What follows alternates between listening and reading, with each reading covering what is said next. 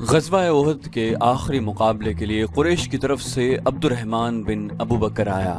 مورخ واقدی نے یہ واقعہ اس طرح بیان کیا ہے کہ عبد الرحمن بن ابو بکر کی للکار پر اس کے والد حضرت ابو بکر صدیق رضی اللہ عنہ، جو اسلام قبول کر کے رسول اللہ صلی اللہ علیہ وسلم کے ساتھ تھے، تلوار نکال کر اپنے جوان بیٹے کے مقابلے کے لیے نکلے۔ آگے آ مسلمان باپ کے کافر فرزند، حضرت ابو بکر صدیق نے للکار کر کہا۔ رسول کریم صلی اللہ علیہ وسلم نے دیکھا کہ باپ بیٹا مقابلے پر اتر آئے ہیں تو آپ نے دوڑ کر حضرت ابو بکر صدیق کو روک لیا۔ رسول کریم نے فرمایا، تلوار نیام میں ڈال لو ابو بکر، اور حضرت ابو بکر صدیق کو پیچھے لے گئے۔ خالد کو جنگ کا شور و غل اب بھی سنائی دے رہا تھا۔ وہ منظر اس کی آنکھوں نے اپنی پلکوں میں محفوظ کر رکھا تھا۔ انفرادی مقابلے ختم ہوتے ہی قریش نے مسلمانوں پر حملہ بول دیا۔ رسول اکرم صلی اللہ علیہ وسلم نے احد کی پہاڑی کو اپنے عقب میں رکھا ہوا تھا، اس لیے مجاہدین اسلام کو عقبی حملے کا خطرہ نہیں تھا۔ آمنے سامنے کا مارکا خونریز تھا۔ مسلمانوں کی نفری بہت تھوڑی تھی، اس کمی کو انہوں نے جذبہ تیغ زنی کے کمالات سے پورا کر دیا۔ اگر قریش کو نفری کی افراد حاصل نہ ہوتی تو وہ مسلمانوں کے آگے نہیں ٹھہر سکتے تھے۔ وہ نفری کے زور پر لڑ رہے تھے۔ خالد کی نظر رسول کریم صلی اللہ علیہ وسلم پر تھی۔ آپ صلی اللہ علیہ وسلم ایک پہلو پر تھے، یہی پہلو تھا جس پر خالد کو حملہ کرنا تھا۔ اب کہ اس نے اپنے سواروں کو یہ حکم دیا کہ وہ گھوڑوں کو سرپٹ دوڑاتے تنگ راستے سے آگے نکل جائیں اور مسلمانوں کے پہلو پر حلہ بولیں، مگر عبداللہ بن جبیر رضی اللہ عنہ کے 50 تیر اندازوں نے سواروں کو اس طرح پسپا کر دیا کہ وہ چند گھوڑے اور زخموں سے کراہتے ہوئے گھڑ سواروں کو پیچھے چھوڑ گئے۔ مارکا عروج پر تھا، صرف ایک آدمی تھا جو لڑ نہیں رہا تھا۔ وہ میدان جنگ میں برچی اٹھائے یوں گھوم پھر رہا تھا جیسے کسی کو ڈھونڈ رہا ہو۔ وہ وحشی بن حرب تھا۔ وہ حمزہ رضی اللہ عنہ کو ڈھونڈ رہا تھا۔ حضرت حمزہ کو قتل کرنے کے لیے اس کے لیے دو انعام تھے، ایک یہ کہ اس کا آقا اسے آزاد کر دے گا، اور دوسرا ابو سفیان کی بیوی ہند وہ زیورات جو اس نے پہن رکھے تھے وہ اسے انعام میں دے گی۔ اسے حضرت حمزہ رضی اللہ عنہ نظر آ گئے۔ وہ قریش کے ایک آدمی سبا بن عبد العزا کی طرف بڑھ رہے تھے۔ عرب میں رواج تھا کہ ختنہ عورتیں کیا کرتی تھیں۔ مورخ ابن حشام کے مطابق اسلام سے پہلے ہی عربوں میں ختنے کا رواج موجود تھا۔ حمزہ رضی اللہ عنہ جس نے سبا کو للکارا تھا، اس کی ماں ختنہ کیا کرتی تھی۔ حضرت حمزہ نے اسے للکارا کہ ختنہ کرنے والی کے بیٹے اترا اور مجھے آخری بار دیکھ۔ سبا بن عبد العزا حمزہ رضی اللہ عنہ کی طرف بڑھا۔ غصے سے اس کا چہرہ لال تھا۔ وہ تلوار اور ڈھال کی لڑائی کا ماہر تھا۔ حضرت حمزہ رضی اللہ عنہ بھی کچھ کم نہ تھے۔ دونوں ایک دوسرے کے قریب آئے اور ایک دوسرے پر وار کرنے لگے۔ دونوں کی ڈھالیں وار روک رہی تھیں۔ وہ پینترے بدل بدل کر وار کرتے تھے، لیکن ڈھالیں تلواروں کے راستے میں آ جاتی۔ اس وقت وحشی بن حرب جھکا ہوا آہستہ آہستہ ان کی طرف بڑھ رہا تھا۔ اسے زمین اور جھاڑیوں نے اوٹ دے رکھی تھی۔ حمزہ اپنے دشمن کی آنکھوں میں دیکھ رہے تھے۔ سبا کے سوا انہیں کچھ بھی نظر نہیں آ رہا تھا۔ وحشی ان کے قریب پہنچ گیا۔ برچی نشانے پر پھینکنے کا وہ ماہر تھا۔ وہ اتنا قریب ہو گیا جہاں سے اس کی برچی خطا نہیں جا سکتی تھی۔ وہ اٹھ کھڑا ہوا اور برچی کو ہاتھ میں تولا، پھر اسے پھینکنے کی پوزیشن میں لایا۔ حضرت حمزہ رضی اللہ عنہ نے سبا پر یک کے بعد دیگرے تیزی سے 2-3 حملے کیے۔ آخری وار ایسا پڑا کہ حضرت حمزہ کی تلوار سبا کے پیٹ میں اتر گئی۔ حمزہ رضی اللہ عنہ نے تلوار اس کے پیٹ سے اس طرح نکالی کہ اس کا پیٹ اور زیادہ پھٹ گیا اور وہ حضرت حمزہ کے قدموں میں گر پڑا۔ حضرت حمزہ رضی اللہ عنہ ابھی سنبھلے ہی تھے کہ وحشی نے اپنی پوری طاقت سے برچی پھینکی۔ فاصلہ بہت کم تھا۔ برچی حضرت حمزہ کے پیٹ میں اتنی زیادہ اتر گئی کہ اس کی انی حضرت حمزہ کے پیٹ سے آگے نکل گئی۔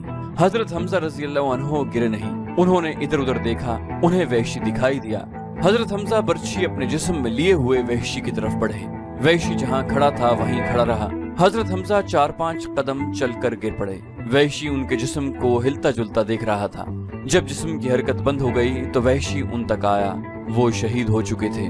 وحشی نے ان کے جسم سے برچی نکالی اور چلا گیا۔ اب وہ ہند اور اپنے آقا جبیر بن مطعم کو ڈھونڈنے لگا۔ خالد کو وہ مارکا یاد آ رہا تھا اور اس کے دل پر بوجھ سا بڑھتا جا رہا تھا۔ اس کا گھوڑا چلا جا رہا تھا۔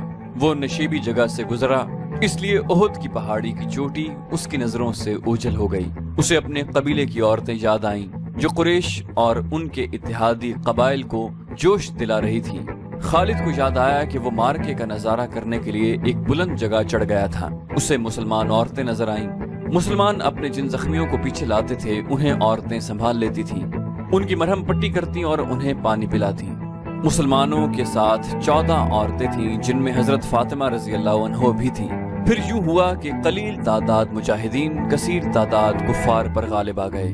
قریش کا پرچم بردار گرا تو کسی اور نے پرچم اٹھا لیا، وہ بھی گرا، پرچم کئی بار گرا۔ آخر میں ایک غلام نے پرچم اٹھا کر اونچا کیا لیکن وہ بھی مارا گیا۔ پھر مسلمانوں نے قریش کو پرچم اٹھانے کی مہلت نہ دی۔ قریش کے جذبے جواب دے گئے تھے۔ خالد نے ان کی پسپائی دیکھی اور یہ بھی دیکھا کہ مسلمان ان کے تعاقب کر رہے ہیں۔ قریش اپنے کیمپ میں بھی نہ ٹھہرے، اپنا مال و اسباب چھوڑ کر افراتفری کے عالم میں بھاگ گئے۔ یہاں سے جنگ کے بعد کا مرحلہ شروع ہو گیا۔ مسلمانوں نے فتح کی خوشی میں اور انتقامی جذبے کے تحت قریش کے کیمپ کو لوٹنا شروع کر دیا۔ وہ فتح و نصرت کے نعرے لگا رہے تھے۔ قریش ایسے بوکھلا کے بھاگے کہ انہیں اپنی عورتوں کا بھی خیال نہ رہا۔ وہ پیدل بھاگی جا رہی تھی لیکن مسلمانوں نے ان کی طرف آنکھ اٹھا کر بھی نہ دیکھا۔ قریش کے گھڑ سواروں کے ایک دستے کا کمانڈر اکرمہ اور دوسرے کا خالد تھا۔ انہوں نے مسلمانوں کے پہلوؤں پر حملہ کرنا تھا مگر جنگ کا پانسا بری طرح پلٹ گیا تھا۔ اکرمہ اور خالد نے پھر بھی اپنے اپنے سواروں کو وہیں رکھا جہاں انہیں تیاری کی حالت میں کھڑا کیا گیا تھا۔ خالد کو اس کیفیت میں بھی توقع تھی کہ وہ شکست کو فتح میں بدل دے گا، لیکن جس راستے سے اسے گزرنا تھا وہاں مسلمان تیر انداز تیار کھڑے تھے۔ ان مسلمان تیر اندازوں نے اپنی بلند پوزیشن سے دیکھا کہ قریش بھاگ گئے ہیں اور ان کے ساتھ ہی مال غنیمت جمع کر رہے ہیں، تو وہ بھی اپنی جگہ چھوڑنے لگے۔ ان کے کمانڈر عبداللہ بن جبیر رضی اللہ عنہ نے انہیں کہا کہ اپنے رسول صلی اللہ علیہ وسلم کی حکم عدولی نہ کرو۔ آپ صلی اللہ علیہ وسلم کا حکم ہے کہ آپ کی اجازت کے بغیر یہاں سے کوئی نہ ہٹے۔ جنگ ختم ہو گئی ہے۔ تیر انداز شور مچاتے ہوئے پہاڑی سے اترنے لگے۔ مال غنیمت، فتح ہماری ہے۔ عبداللہ بن جبیر کے ساتھ صرف 9 تیر انداز باقی رہ گئے۔ خالد نے یہ منظر دیکھا تو اسے ایسا لگا جیسے خواب دیکھ رہا ہو۔ وہ یہی چاہتا تھا۔ وہ تیر اندازوں کو دیکھتا رہا۔ جب وہ قریش کے کیمپ میں پہنچ گئے تو اس نے پہاڑی پر حملہ کر دیا جہاں پر عبداللہ بن جبیر اور ان کے 9 تیر انداز رہ گئے تھے۔ خالد انہیں نظر انداز بھی کر سکتا تھا لیکن وہ ان سے انتقام لینا چاہتا تھا۔ اس کے گھڑ سوار پہاڑی پر چڑھتے جا رہے تھے، اوپر سے تیر انداز تیزی سے تیر برسا رہے تھے۔ اکرمہ نے خالد کو انین پر حملہ کرتے دیکھا تو وہ بھی اپنے سوار دستوں کو وہیں لے گیا اور اس کے گھوڑے ہر طرف سے اوپر چڑھنے لگے۔ سواروں کے پاس بھی تیر کمانیں تھیں، وہ اوپر کو تیر چلا رہے تھے لیکن اتنے گھڑ سواروں کو روکنا اوپر والوں کے لیے ممکن نہ تھا۔ سوار اوپر چلے گئے، تیر انداز دست بدست لڑائی بھی لڑے اور سب زخمی ہو کر گرے۔ خالد نے زخمیوں کو پہاڑی سے نیچے پھینک دیا۔ عبداللہ بن جبیر رضی اللہ عنہ بھی شہید ہو گئے۔ وہاں سے خالد اور اکرمہ نے اپنے گھڑ سواروں کو اتارا اور اس مقام پر آ گیا جہاں سے مسلمانوں نے لڑائی کی ابتدا کی تھی۔ خالد کے حکم پر دونوں نے مل کر مسلمانوں پر حملہ کر دیا۔ مسلمان لڑائی کی حالت میں نہیں تھے لیکن رسول کریم صلی اللہ علیہ وسلم نے مجاہدین کی کچھ تعداد کو اپنے ساتھ رکھا ہوا تھا۔ یہ مجاہدین گھڑ سواروں کے مقابلے میں ڈٹ گئے۔ قریش کے ساتھ جو عورتیں آئی تھیں وہ بھاگ گئیں لیکن عمرہ نام کی ایک عورت وہیں کہیں چھپ گئی تھی۔ اس نے جب قریش کے گھڑ سواروں کو مسلمانوں پر حملہ کرتے دیکھا تو اسے قریش کا پرچم زمین پر پڑا نظر آیا۔ اس عورت نے پرچم اٹھا کر اوپر کر دیا۔ ابو سفیان نے اپنے بھاگتے ہوئے پیادوں پر قابو پا لیا۔ اس نے ادھر دیکھا تو اسے اپنا پرچم لہراتا ہوا نظر آیا۔ اس نے حبل زندہ باد اور عزا زندہ باد کے نعرے لگائے اور پیادوں کو واپس لا کر مسلمانوں کو گھیرے میں لے لیا۔ خالد کو وہ وقت یاد آ رہا تھا۔ وہ رسول کریم صلی اللہ علیہ وسلم کو ڈھونڈ رہا تھا اور آج 4 برس بعد وہ مدینہ جا رہا تھا۔ اس کے ذہن پر رسول کریم صلی اللہ علیہ وسلم کا غلبہ تھا۔ آج 4 برس بعد جب وہ مسلمانوں کے مرکز مدینہ کی طرف جا رہا تھا تو اسے اپنی ہی للکار سنائی دے رہی تھی، میں ہوں ابو سلیمان۔ اسے یاد نہیں آ رہا تھا کہ اس کی برچی کتنے مسلمانوں کے جسموں میں اتری تھی۔ وہ رسول اللہ صلی اللہ علیہ وآلہ وسلم کو بھول گیا تھا۔ تھوڑی دیر بعد اسے پتہ چلا تھا کہ مسلمان اپنے نبی کی کمان سے نکل چکے ہیں اور اکرمہ مسلمانوں کے نبی کی طرف چلا گیا ہے۔ حقیقت بھی یہی تھی کہ رسول کریم صلی اللہ علیہ وآلہ وسلم کی کمان ختم ہو چکی تھی اور مارکے کی صورتحال ایسی ہو گئی تھی کہ آپ صلی اللہ علیہ وآلہ وسلم مسلمانوں کو اثر نو منظم نہیں کر سکتے تھے، لیکن آپ صلی اللہ علیہ وآلہ وسلم اپنی اور اپنے ساتھیوں کی جان بچانے کے لیے میدان جنگ سے निकलना भी न चाहते थे। हालांकि सूरत हाल ऐसी थी कि आप सल्लल्लाहु अलैहि वसल्लम को निकल जाना चाहिए था, लेकिन आप किसी बेहतर पोजीशन में जाने की कोशिश कर रहे थे। आप सल्लल्लाहु अलैहि वसल्लम को मालूम था कि कुरैश आपको ढूंढ रहे होंगे और आपके ग्रोह पर बड़ा शदीद हमला होगा। आप सल्लल्लाहु अलैहि वसल्लम एक पहाड़ी की तरफ बढ़ने लगे। आप सल्लल्लाहु अलैहि वसल्लम के साथियों ने आपको अपने हल्के में ले रखा था। आप थोड़ी ही दूर गए होंगे कि अकरमा ने अपने घुड़सवारों से आप सल्लल्लाहु अलैहि वसल्लम पर हमला कर दिया। कुरैश के एक प्यादा जैश को किसी तरह पता चल गया कि रसूल करीम सल्लल्लाहु अलैहि वसल्लम पर अकरमा ने हमला कर दिया है, तो कुरैश का ये प्यादा लश्कर भी आप सल्लल्लाहु अलैहि वसल्लम के ग्रोह पर टूट पड़ा। आप सल्लल्लाहु अलैहि वसल्लम और आप सल्लल्लाहु अलैहि वसल्लम के किसी एक भी साथी के बच निकलने का सवाल ही खत्म हो गया था। आपके 30 साथियों ने और उन 2 खातीन ने जो आपके साथ थीं, आपके गिर्द गोश्त पोस्त की दीवार खड़ी कर दी। खालिद को याद आ रहा था कि रसूलुल्लाह सल्लल्लाहु अलैहि वसल्लम जिस्मानी ताकत के लिहाज से भी मशहूर थे। इसका सबसे बड़ा सबूत ये था कि आप सल्लल्लाहु अलैहि वसल्लम ने अरब के माने हुए पहलवान रिकाना को 3 बार उठा कर पटखा था। अब मैदान जंग में उनकी ताकत के एक और मुजाहिरा का वक्त आ गया। गोश्त पोस्त की वो दीवार जो आप सल्लल्लाहु अलैहि वसल्लम के फिदाइन ने आप सल्लल्लाहु अलैहि वसल्लम के इर्द गिर्द खड़ी कर दी थी, उसे आप सल्लल्लाहु अलैहि वसल्लम ने खुद तोड़ा। आपके हाथ में कमान थी, तुर्कश में तीर भी थे। उस वक्त खालिद मुसलमानों के बड़े हिस्से में उलझा हुआ था। उसे जब बाद में बताया गया कि रसूलुल्लाह और उनके 30 साथी और 2 औरतें कुरैश के घुड़सवारों और प्यादों के मुकाबले में जम गए थे, तो खालिद ने बड़ी मुश्किल से यकीन किया था। उसने एक बार फिर कहा था कि ये ताकत जिस्मानी नहीं हो सकती, ये कोई और ही ताकत है। उस वक्त से एक सवाल उसे परेशान कर रहा था, क्या अकीदा ताकत बन सकता है? वो अपने कबीले में किसी से इस सवाल का जवाब नहीं ले सकता था, क्योंकि फ़ौरन ये इल्ज़ाम आयद हो सकता था कि इस पर भी मोहम्मद सल्लल्लाहु अलैहि वसल्लम का जादू असर कर गया है। आज वो यही सवाल अपने जहन में लिए मदीना की तरफ जा रहा था। ओहद की पहाड़ी उफ़क़ से ऊपर उठ आई थी। 4 बरस पुरानी यादें उसे फिर इस पहाड़ी के दामन में ले गईं, जहां उसे अपना ही नाम सुनाई दे रहा था, अबू सुलेमान, अबू सुलेमान। वो अपने तसव्वुरों में देखने लगा कि उन 30 आदमियों और 2 औरतों ने इतने सारे घुड़सवारों और प्यादों का मुकाबला किस तरह किया होगा। रसूल करीम सल्लल्लाहु अलैहि वसल्लम अपने दस्ते मुबारक से तीर बरसा रहे थे। आप सल्लल्लाहु अलैहि वसल्लम के साथी बढ़ बढ़कर आप सल्लल्लाहु अलैहि वसल्लम को अपने हल्के में ले लेते थे। एक मुअर्रिख मगाजी की तहरीर के मुताबिक आप अपने गिर्द हल्के को बार बार तोड़ते और जिधर से उन पर दुश्मन बढ़ता उस पर तीर चलाते थे। आपकी जिस्मानी ताकत आम इंसान से कहीं ज्यादा थी। आप सल्लल्लाहु अलैहि वसल्लम कमान को इस कदर जोर से खींचते थे कि आप सल्लल्लाहु अलैहि वसल्लम का छोड़ा हुआ तीर जिस जिस्म में लगता था, तीर की नोक उस जिस्म के दूसरी तरफ निकल जाती थी। आप सल्लल्लाहु अलैहि वसल्लम ने इस कदर तीर चलाए कि एक तीर चलाने के लिए आपने कमान को खींचा तो कमान टूट गई। आपने अपने तुर्कश में बचे हुए तीर साद बिन अबी वकास को दे दिए। साद बिन अबी वकास के निशाने का कोई भी मुकाबला नहीं कर सकता था। खुद आप साद रज़ी अल्लाह तआला अन्हु के निशाने को तस्लीम करते थे। उधर मुसलमान अबू सुफियान और खालिद के हाथों कट रहे थे और खून का आखिरी कतरा बह जाने तक मुकाबला कर रहे थे। इधर आप सल्लल्लाहु अलैहि वसल्लम के 30 फिदाइन और 2 खातीन की बेजिगरी का यह आलम था जैसे उनके जिस्म नहीं, उनकी रूहें लड़ रही हों। मशहूर मुअर्रिख तिबरी लिखता है कि एक एक मुसलमान ने बैक वक्त 4-4, 5-5 कुरैश का मुकाबला किया। उनका अंदाज ऐसा दहशतनाक था कि कुरैश पीछे हट जाते थे या उन पर हमला करने वाला अकेला मुसलमान जख्मों से चूर होकर गिर पड़ता था।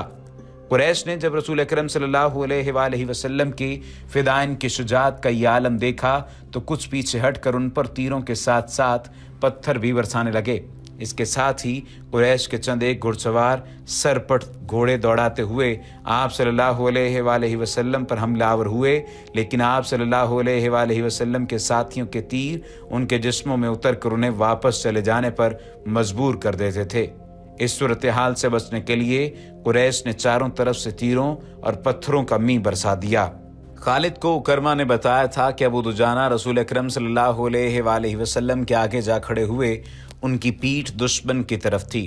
ابو دجانہ بیک وقت دو کام کر رہے تھے، ایک یہ کہ وہ اپنے تیر سعد بن ابی وقاص کو دیتے جا رہے تھے اور سعد بڑی تیزی سے چلا رہے تھے۔